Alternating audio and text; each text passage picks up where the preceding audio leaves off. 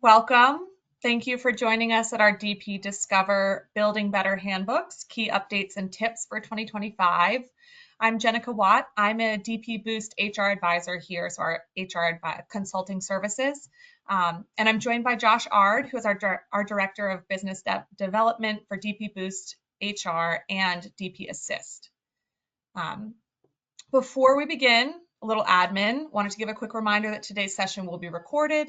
Anybody who signed up will receive a copy of the recording following the presentation. If you have any questions at any point, please feel free to drop them in the chat to the right of your screen. And if we have time at the end or throughout, we'll try to monitor it and answer as we go. If we run out of time, it's not a problem. We're going to send out something afterwards, a follow-up that will address any questions that come in. So to get started, hi Josh, how are you? I'm doing well, Jenica. How about you?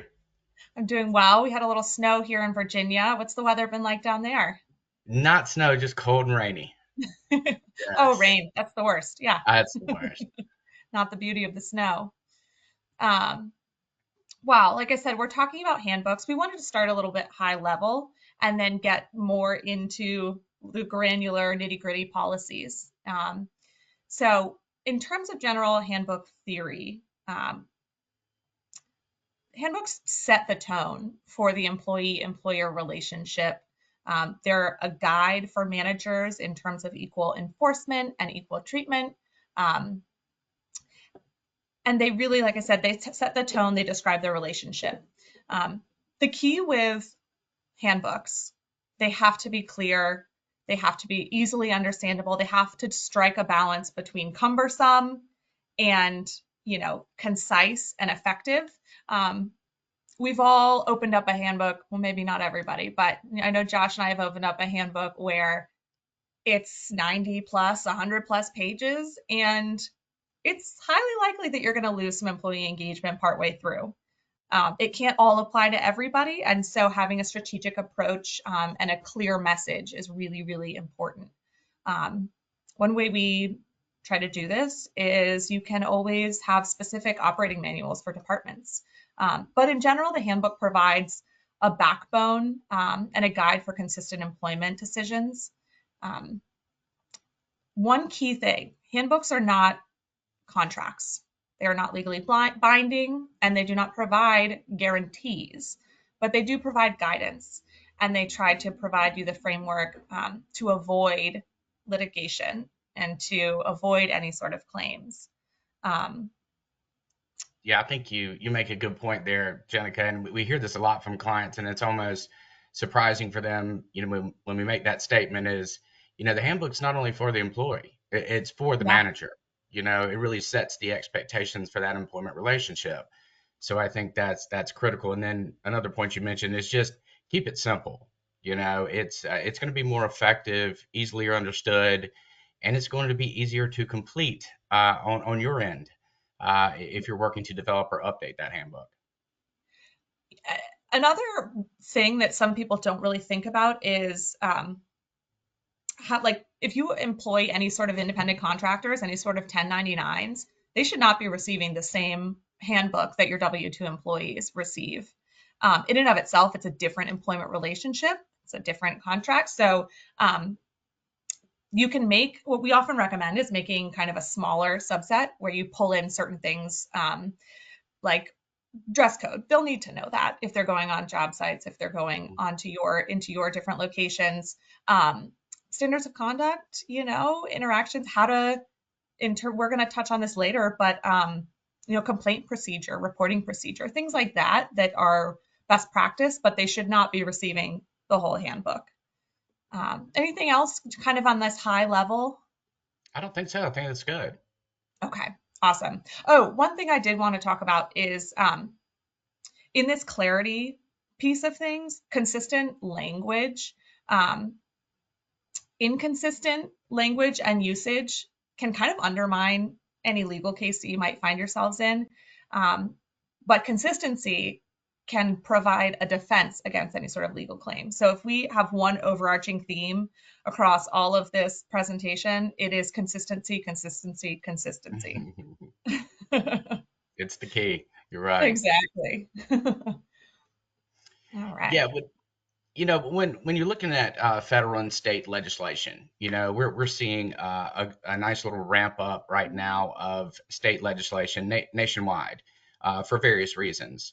But always remember that when it comes to federal and state, just in general with HR, if you have a duplicate policy or duplicate law that's maybe on the federal level, but also at the state level, you always want to adhere to the strictest of the two. That's just kind of a general guideline. Now, you may have, and I think Jenica's going to touch on this on the next slide, but you may have multiple states. So we'll talk about how to address that because, you want to make sure that you're satisfying the compliance requirements of each state that you have employees residing in or working in, excuse me. When it comes to the acknowledgement of receipt, this is probably one of the most important things about a handbook because it really doesn't accomplish the goal of the employer if the employee does not acknowledge the receipt of the handbook.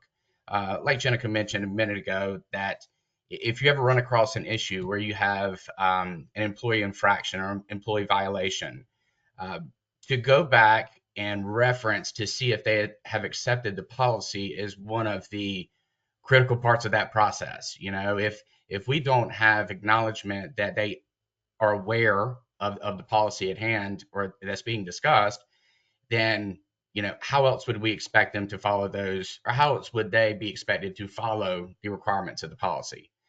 So it's always good to have acknowledgments of receipt and do make clarify that with employees. Rarely are employees going to agree with everything in the handbook, but that's not necessarily what the acknowledgement of receipt or that signature is asking them for. It is just verifying that they have, in fact, received a copy of the handbook and they have read a copy of the handbook. Now, do all employees read the entire handbook? I'm not sure that that's the case, but we do want to have documentation. And we want to retain documentation. And every time that an update is made, you also want to get another acknowledgement of or a receipt of that particular policy or addenda that may have been, provided. So that's One critical. And one thing that you said, it's like you said, not often is an employee sitting down and reading every single page at the time, but they do use it as a reference guide and they will go back to it. And so you do still want to track that.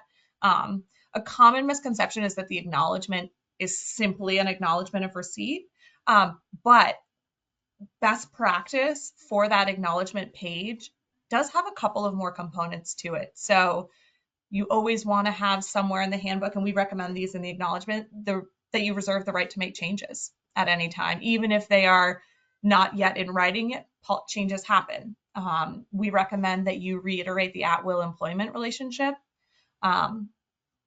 We recommend that you have a statement that speaks to the NLRA and that it is not intended to violate any of those protected actions or any other laws for any matter. And then a statement that says that this does not override legitimate employment contracts. Okay, because there's sometimes a little bit of, is how do we compare these two things? This would not take place of a legally binding contract. So it can be that acknowledgement can be a little bit more. And if you have trouble, Josh and I were talking about this recently, if you have trouble with people who are refusing to acknowledge it, there's a couple of ways to approach that. I recommend first and foremost, have a conversation with them. What's the motivation? What's actually behind that, denial of acknowledgement? Try to address those concerns. Maybe they just don't really understand what they're acknowledging. Maybe they don't understand the reasoning behind the acknowledgement. Maybe they don't think it's really important. If they still refuse, classic HR, get it in writing. Have them sign something that says, I refuse to acknowledge this. And if they don't want to do that, you document it yourself. Have a note somewhere that they have received it and that they refused to sign the acknowledgement. Because at the end of the day, these are your employment policies for your company and they still apply. So that's just some of those like pitfalls that you can find yourself in. Another thing that we didn't talk about is that accessibility piece. And I feel like Josh, I didn't want to step on your toes there, but Oh, no, what are it's your thoughts about that? yeah, always make sure that, the handbook is going to be accessible. There's various different ways that you can roll out or implement a handbook. You may have companies that find that, a hard copy still is best. You may have workers in the field to where a hard copy is the only option. You may have digital versions that you roll out through your iSolve platform. But in addition to them having a copy to which they receive, they're usually provided with a copy after their signature acknowledgement, but also have a general copy of the handbook stored on a shared drive or something to where it's easily accessible so they can use it as a reference, like Jenica mentioned. Because we know one thing that they will read first, it's always about PTO policies, vacation policies, they always need to reference. But we also want to have, there's certain provisions within the handbook that direct how to communicate concerns or grievances. So we want to have a reference, so just a general reference, on a shared drive that everyone has access to, um, just so they can go reference it if they need to. I just think that's good best practice. It's really, I mean, it's a really strong point there is you have to know your employee base. You have to know what would work best for them. And that may be different depending on different subsets of your employees. Mhm. Um, Shameless plug here for iSolved platform. If you are already on it, there is the ability to distribute documents, there's the ability to house them for continued access, there's the ability to track the acknowledgments and report on that. So if you're on the iSolve platform, or if you need any help with that, please reach out. It's a wonderful capability. It really is.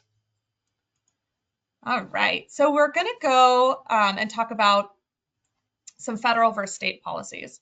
Now, I put some examples on here of some federal policies, but these are constantly changing and evolving. But these are kind of some of the big ones: ADA, FMLA. And then you may not be as familiar with this one.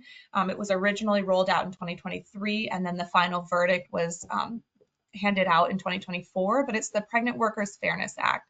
And I do apologize for acronyms. It's uh, there's the disability, there's the family medical leave, and there's the Pregnancy Workers Fairness Act. So there's a couple of different ones on here. And then in terms of state policies, like Josh was mentioning earlier, there's often very similar policies, but that have different details, and you want to make sure you're going with the most stringent of those. For example, paid leaves. There's a lot at the federal level for job protection, and then there's a lot at the state level that really has an interplay between those federal level protections, but have that paid leave piece, and you need to know how they interact with each other. One question we get is a lot is how do we navigate if we're in multiple locations? Um, and this does get a little bit tricky. What you're going to have to do is you're not going to have to just navigate the state policies in the state where your headquarters is. You're going to have to be aware of not only those where all your locations are, but if you have any remote workforce, you will have to monitor the state requirements where that work is being conducted. So even if they report to a certain location, if they are living and working in a different state, you must be aware of the regulations of that state. Another question we get a lot is about for a lot of regulations and laws, there's an employee threshold, like an employee count threshold. Um, for the most part, if you want to have just kind of a safe way to approach it, go with the total employee count overall the whole company. Um, each regulation should have its own specific guidance if it is counted with just within that state or across the whole company. But more often than not, that threshold will apply not just who's sitting in that state, but across the whole company. So if you want to play it safe, that's what I would recommend. Um, is there anything else I'm kind of missing on this one, Josh, or any other thoughts you had? As far as formatting when it comes to multi-state, Mm-hmm. I think that now that remote work and hybrid work has become so popular, I don't think it's going away. I think it's something that's going to be a part of employment, ongoing. But if you have a new policy, or if you have a new employee, that one employee within a particular state, you can have an addendum, to your handbook to address each state, so you don't have to necessarily design or revise or have a separate version of an entire handbook. You can address each state, in addenda, depending upon how many states that you're operating within. That's a really great point, and especially calling back that employee engagement and interaction with the handbook. If you have employees in 10 different states and you're trying to incorporate all of those state-specific policies within the main handbook, you're going to lose a lot of employee engagement. But to your point, if you go with that state addenda approach, they read the bulk of it and then they can just reference the ones that apply to them via the Hmm. state addenda. I think that's a great approach to it. All right.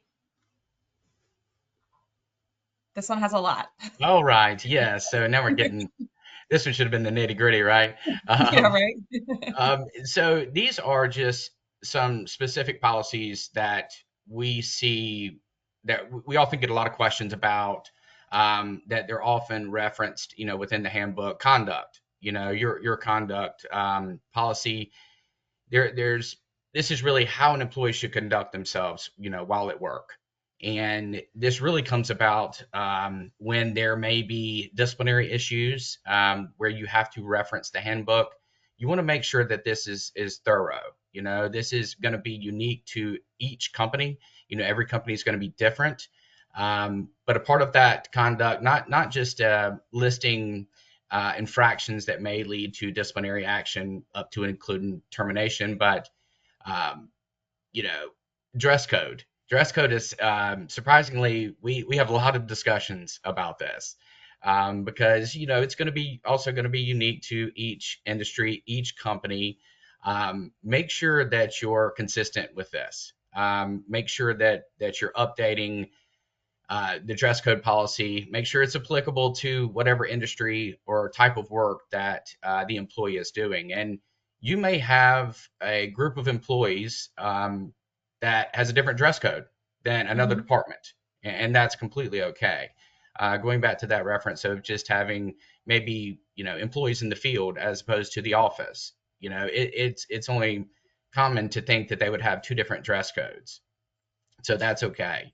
Um, I had an correct. interesting example of that recently where um, they worked with animals, and Mhm. you try to not curtail self-expression, and there's a certain amount that you want your employees to be able to kind of dress as they please, but it kind of turned the corner where it was almost a safety issue with jewelry, or with, I didn't Mhm. even, this didn't occur to me originally, but loud hair color could have thrown off some of the animals, things like that, that Mhm.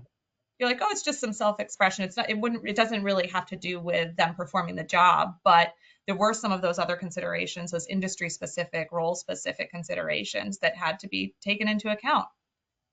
Yes, no, that's a very good point. Yeah, going on to corrective action. This is something that you do want to address, because and you want to be consistent with the application of whatever your policy is. Now, you also want to, going back to that, trying to avoid any contractual, obligations here on behalf of the employer. You also want to, there's a lot of companies that have progressive discipline, but please don't handcuff yourself as a company to where you have to go through a certain tier or steps before certain actions can be taken. You want to reserve the flexibility as the employer to make whatever decision is best for the company. So sometimes progressive discipline policy may have implications of, well, I have three strikes before I'm out, but there needs to be language within that policy that does protect the company and allows them the liberty to make whatever decision they think is best, depending upon what, the infraction was. Well, that's the thing. Um, You can state out all those different levels of mhm, disciplinary reinforcement, but don't handcuff yourself to it. mhm. Just be careful with how you phrase it. Yes, no doubt about it. Now, wage and hour. Now, we had a very interesting year last year when it came to exempt versus non-exempt employees. Jenica and I spent quite some time only for this final rule regarding the Fair Labor Standards Act to be rescinded in, I think, mid-November of last year. So now this does not mean that exempt versus non-exempt classifications have gone away. What happened? It just reverted back to, I think it's the 2020 update to the threshold. But we find, just consulting with clients, we find that there's a large misunderstanding, when it comes to exempt versus non-exempt and what qualifies an employee to be exempt. So make sure that you don't have to be as thorough in the handbook, but do state the different classifications. And then make sure that, this is kind of off of the handbook, but make sure that your job descriptions are also reflecting the exempt versus non-exempt for each position, and make sure that you're classifying them correctly because it's imperative to do so.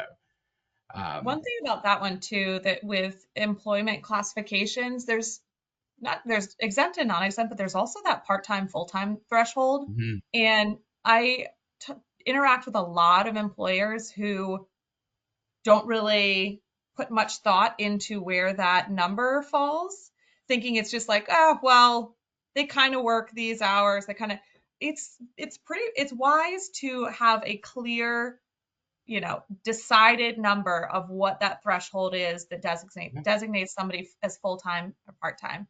There's a number of reasons behind that. Some of them are, benefits eligibility. If you reference any sort of part-time, full-time, regular employee eligibility throughout the handbook, that needs to be clear in there. And so there's a couple of other like classification things like that that you really want to consider. And sometimes people don't quite put as much, but that's I interact with a lot of employers who get a lot of employee questions and they don't quite know how to answer it because they haven't thought about that themselves. Yeah, that's a good point. And we get the question too. That's not a There's no standard, there's no law that indicates your part-time versus full-time hours eligibility. So that's determined by the company. Most of the time there's a 30-hour standard, but we've seen it, go from 26 to 34, 35. But just make sure that you're providing, clarification there so your employees understand. Yeah. Um, and then, with attendance and recording time, of course, we want to, be very clear on how time tracking should be done by the employees, because that's very critical, to properly compensate our employees. And moving a little further to benefits, we using this term, fairly broadly when it comes to specific benefits. I will tell you this first. I wouldn't necessarily go down into what is your health policy, what is your dental policy, because these things are going to change, probably annually. So we wouldn't want to have to go back and adjust the handbook in its entirety just because a particular benefit, medical benefit, may have changed. That type of information is covered in your summary plan descriptions, but you can reference them generally. That you do provide those for, or what type of benefits that you provide. It's also a nice way to keep the handbook a little bit shorter because that benefits piece of things, if you're including all of that specific plan information in there, it can get those pages keep flipping. So what we often recommend is a reference to an external document, like you were saying, a summary plan description, something else like that. We're not saying don't state what you provide to the employee, but use general broad terms and then reference another resource that they can go to. Yeah, you're completely right. I wanted to touch on some of the leaves though, because there's a variety of leaves right now. There's federal and there's state, and there's a whole bunch in between. But one we get a lot of questions about is what we now really recommend you call parental leave. Um, Historically, there was a focus on maternity leave, um, but the shift in this industry and in HR in general has been more towards parental leave with a shift away from that gender based. Now, when you're creating that policy, there's a lot of things to consider, but you can create primary caregiver and secondary caregiver distinction. So you don't have to provide, the non-birthing parent with all of the same leave that somebody who has gone through a pretty intense medical experience receives. So keep that in mind, that is where things are shifting. If you reevaluate, we're seeing a wide, people ask all the time, well, how much should I provide? This is completely up to the employer. We see a wide range. Some people like to align it with the job protection leave that's provided via FMLA. Some people like to just do kind of a shorter bulk amount of time, but you can have it go concurrently or consecutively with leaves. You can either require or make optional using their PTO if you provide, paid time. So there's a lot of different adjustments you can make within there, but that's one that I get a lot of questions about recently. Right. And, and I guess time's getting a little short on us here, so we'll move a little Yeah. quickly. But, as far as your technology policies, I think it's critical to look at your communication policies. We get that question a lot. How can we restrict, employees from using their cell phones, while at work or for non-work reasons? This is something that do your due diligence here. There may be certain applications to where they don't need to use their cell phone because there may be liability for safety reasons. Mhm. So make sure that you're very clear when stating your technology policies, and then social media as well. This is something that's been constantly evolving. It's a major part of a lot of our employees' personal lives, but make sure, depending upon what type of company you are, make sure that you're clear there to state that what social media can be used for on the employer's behalf. And if there are personal opinions made, then you can incorporate disclosures, to where it's not a certain belief of the company, and your employee could include that in their post, just using as an example. And then state specific, we're really going to harp on that because that's something that's developing very quickly. We're seeing a lot of leave laws, whether that's medical leave or family medical leave on the state level, and the interplay between what's in place right now on the federal level. It's very tricky, so consult with an advisor um, or someone in HR to make sure that you clearly understand the interplay there, because it can be very technical. All right, I'm going to keep shifting on here. We're going to fly through these last slides. Anything we don't get to, we're sending out not only the slides, but also an informational sheet as well. So if you can't stay, we might go a little over the time. If you can't stay, don't worry, we will send out this information. One thing we wanted to touch on, we had two policy spotlights. One is anti-harassment and non-discrimination. I know there's been a lot going on with the current administration and HR and different regulations that have come out. The EEO standards are still in place. You need to still integrate federal and state guidelines in terms of protected classes. You need to ensure that you have a comprehensive policy, an anti-harassment and anti-discrimination policy. This can be lumped in with the EEO statement. It can be separate, but you need to make sure that it is clearly outlined to your employees what behavior is not allowed. So that code of conduct, those anti-harassment behaviors that will be addressed. And then you want to also have in there, like we touched on earlier, reporting Hmm. structure, or not reporting structure, but reporting process, that complaint procedure.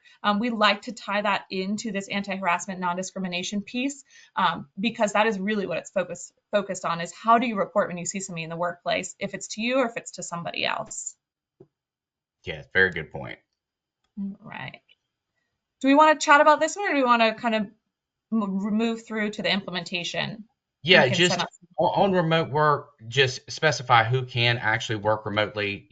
That's very rarely going to be applied to an entire organization. Um, Give procedures on how to work. You want to evaluate performance. Managers need to know how to do this because it's a different relationship.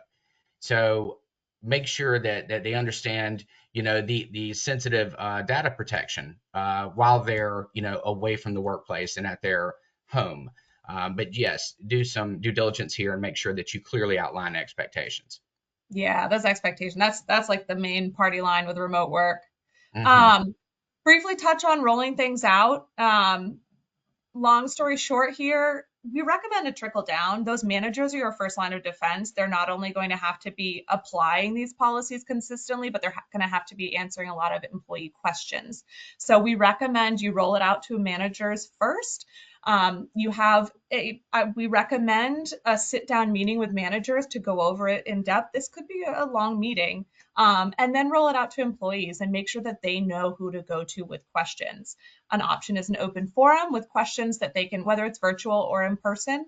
Um, but that's kind of how we recommend rolling it out. Any changes that happen, like we were saying, small minor things can be provided via email, or don't require an acknowledgement. Anything that's substantive, anything that has to do that adjusts the employee's rights or has to do with money or attendance or things like that, you should send a policy change notice and get an additional acknowledgement. Yeah, that's great because that manager training is going to ensure that there's going to be consistency, Mhm. among all of the management team. Yeah. And then Yeah. as far as keeping up or maintaining, we get this question a lot. How often do we need to update the handbook? That depends. We do think there needs to be a pretty thorough review annually to see has there been any legislative changes in the states that we operate within or on the federal level. Some, may not do it every 2 years. You may not make changes, but at least go through the review process to see if any changes need to be made. Also, if you've grown significantly, you may find yourself in having to adhere to new laws that for thresholds that you have now passed. So make sure that you're going through that review and making any changes that need to happen. Yeah, definitely. Um, all right. So we just wanted to have a couple of key takeaways. That top word there, you've heard us say it a number of times: consistency. Consistency in language, consistency in application, um, then that clarity. So, best practice, maintain the same consistent language throughout and the tone throughout. Apply the policies consistently. Ensure there's enough detail for understanding, and then be aware of risky language. So examples of this could be, avoid the word probation or probationary, avoid the word permanent, anything that promises or implies some guaranteed employment, length of employment time. Josh mentioned this earlier. Step discipline. Avoid language that describes a very rigid step discipline system. And then any policies that really should be independent contracts, non-competes, things like that, they should be pulled out and they should be signed independently and reviewed independently. All right. Do you want to touch on look ahead? Yes, yes. So looking ahead, make sure that you're monitoring what's happening right now. HR is going to be very eventful this year. We think as a lot of new executive orders have been rolled out by the new administration, there's still guidance has not necessarily been provided from the agency level yet, but we think that and due to there's also a lot of legal challenges that are happening right now, but we think that this will end up in several changes that are going to occur in HR in general, but may affect the handbook. So make sure that you're monitoring each state that you're operating within, because there's not necessarily a broad communication that goes out and says, "Hey, a new law has passed within this particular state." So it's something that you have to closely monitor. There are, we offer some services within DP that would provide some proactive law alerts if you're interested in that. Just to touch on a couple of state and federal level laws and regulations that you want to keep an eye on as we go through the following months and years. At the state level, pay transparency laws, about 50% of the states have something in play right now. There are a lot more that are coming down. Um, Sick leaves, we touched on that a couple of times throughout here. Some paid sick leaves, just some other regulations. Those are very state specific. There are a couple of states that really have it built out. Wage increases are always something that you want to keep an eye on. State level cannabis protection and then Crown Act developments. So those that Crown Act will be kind of more involved in those EEO statements. And then at the federal level, there's a lot of changes with DEI. I know it's been in the news, everybody's hearing about it. We actually have an article that just was released on our DP page that you can go and find. I-9 maintenance, that's another topic that's kind of top of the news right now. There will be some slight changes, but in general, it's more just making sure that you're following proper procedure and make sure that that's outlined in your handbook, that you will be participating in that employment verification process. There are some OSHA changes, but there's also some AI regulations that I would keep an eye on as you're monitoring things over the next little bit. Now, I am really sorry. We have gone way over.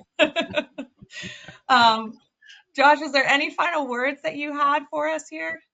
No, I know that we've covered a lot of material today, and you could go on for we could actually go on for hours, couldn't we, Jenica? I feel like Um, you and I need hour-long webinars, not half yeah, hour. right. But hopefully, some of this material you've got some takeaways that you can use, and it's often a dreaded process, to go through the handbook. It's not the most fun thing to do, but do realize the critical importance of having a thorough, effective, updated handbook. This is something that it will only become a problem when it becomes a problem. So just make sure that you're staying on top of it. If you have any questions, following this webinar, feel free to reach out to our DP Boost team, our HR advisory team, or you can actually email me directly at the email that's on the screen here, and we'd be happy to assist you any way we can. Yeah, we've got a variety of kind of HR advising consulting services that help not just with handbook, but a multitude of situations and services. So you reach out to Josh with anything. Like I said, we're gonna send out materials afterwards. I know we flew through some of these slides, and we also just have another couple of tidbits, a couple of questions that came in that we want to address. So look for the recording and look for an email from our wonderful marketing team with the follow-up resources. And All that's it, I right. guess. Thanks everyone for coming, and we hope you have a great day. Thank you very much.